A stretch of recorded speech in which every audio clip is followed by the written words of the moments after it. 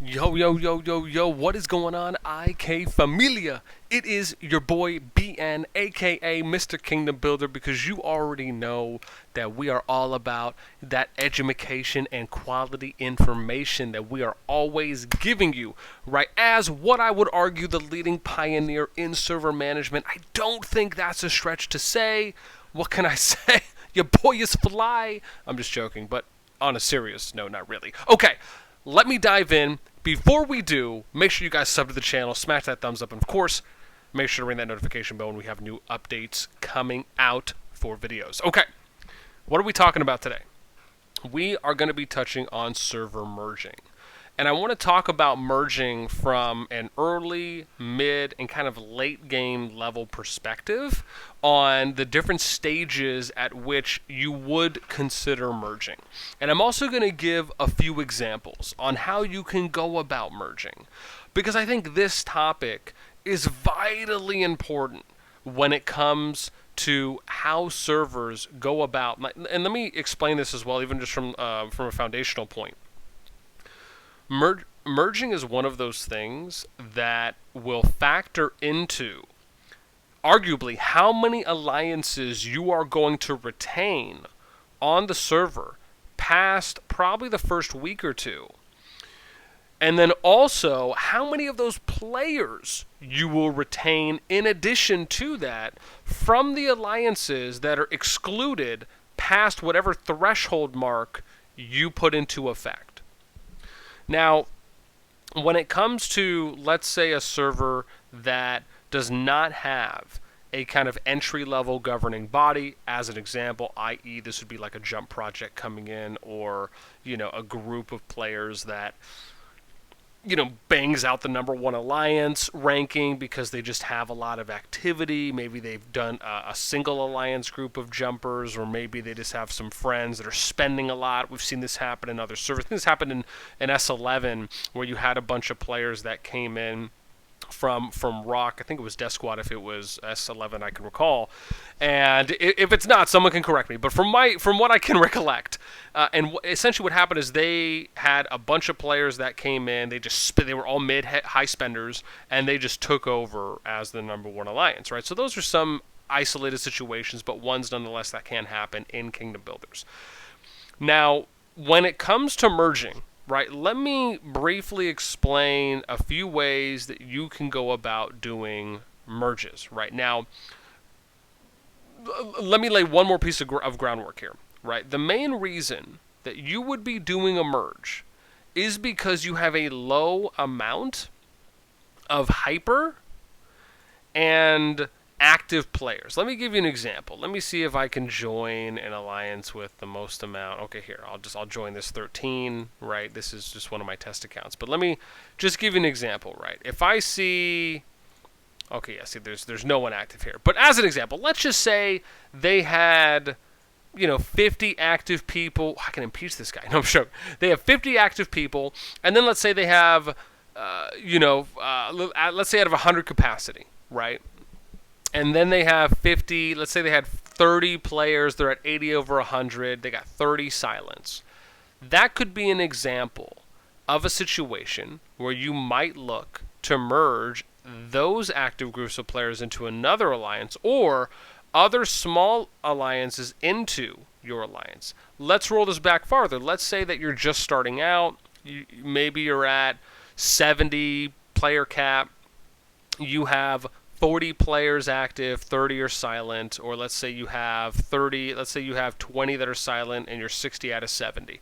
Same situation. You may look to potentially, because you're over half of your player capacity, right? You may opt more to try and have someone merge into you, or have a few smaller alliances merge up into you, right? This is one of the benefits on what you can do.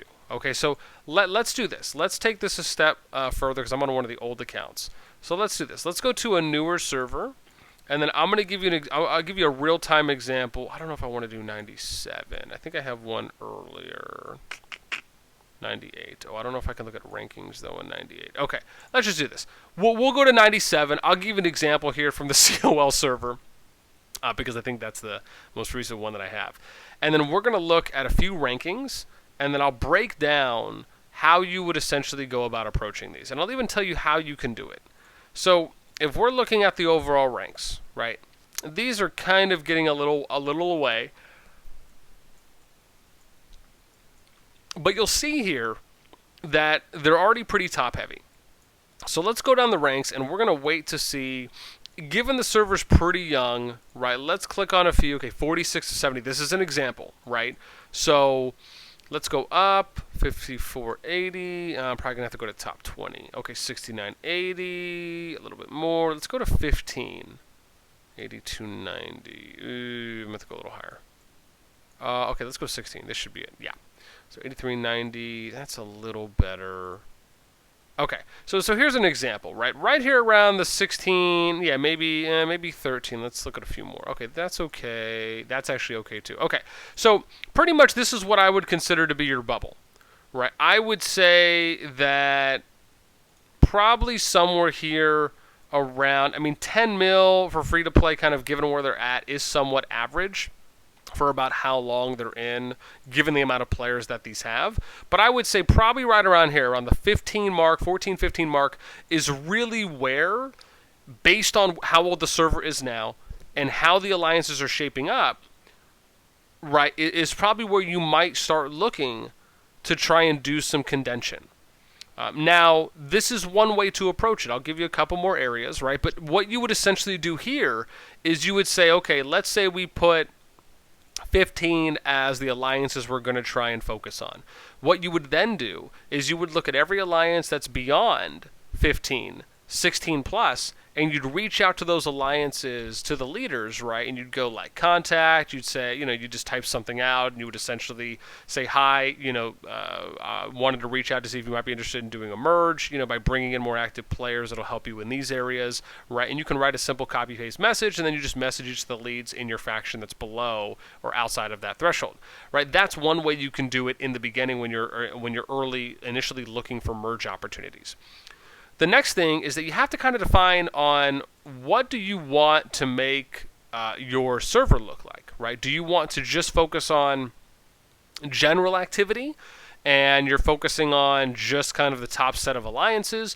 Are you trying to include more alliances in the beginning, right? This is something that we've talked about early on, and I'll give you an example of how we did it in 79, and even how, and this approach has expanded from when we were in S8, then when we went to S36, and now it's a 79, right, for my third project. So the approach we take, and some of you have heard me talk about this before, is we go off of RSS zones.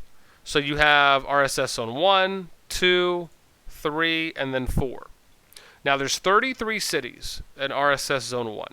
What this means is that you could arguably give 33 cities to 33 alliances.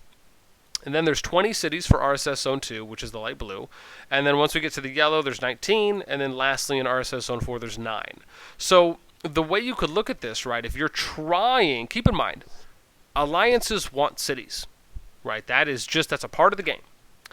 If you attempt to cater to as many alliances as you possibly can, in this case, being 33, right, you could argue it could be the top 33 alliances that, right, will have an opportunity to capture a city, mainly because cities are not going to open right away, and you have a few days to kind of see how the rankings are going to shape up and play out. Then what you can do is you can, right, again, keep in mind, this is only if your server is going to come together. Let's say you're reaching out to alliances, you guys are trying to get everyone on the same page, and again, or you have a governing body that comes in and this is what you want to try and do. I love this system, and I love this system because it allows for the most amount of alliances to be engaged in the server initially. It allows for the most amount of alliances to feel like they are actually playing the game in the beginning, and it's actually going to keep the most amount of alliances there in your server for a longer starting period of time.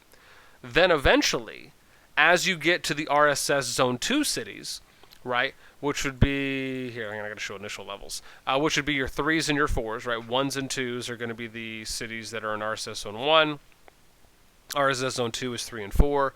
5 and 6s, including the capital 7s, are going to be RSS Zone 3 and the capital 5s, and then RSS Zone 4 is capital 9s and 7 and 8s.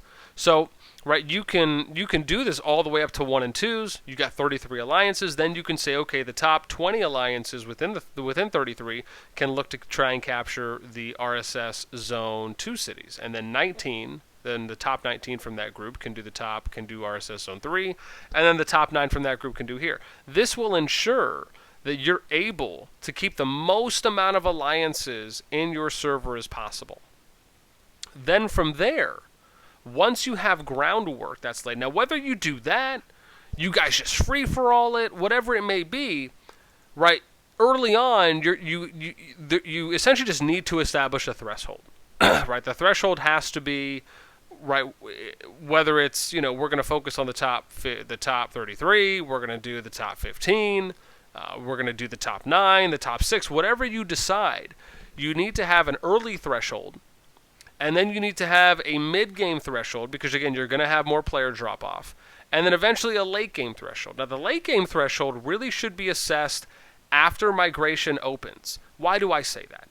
Because you do not want to just focus on funneling every single alliance, right? The moment that an alliance is at half active capacity, right? Thinking that the only way to solve that is going to be through internal merging.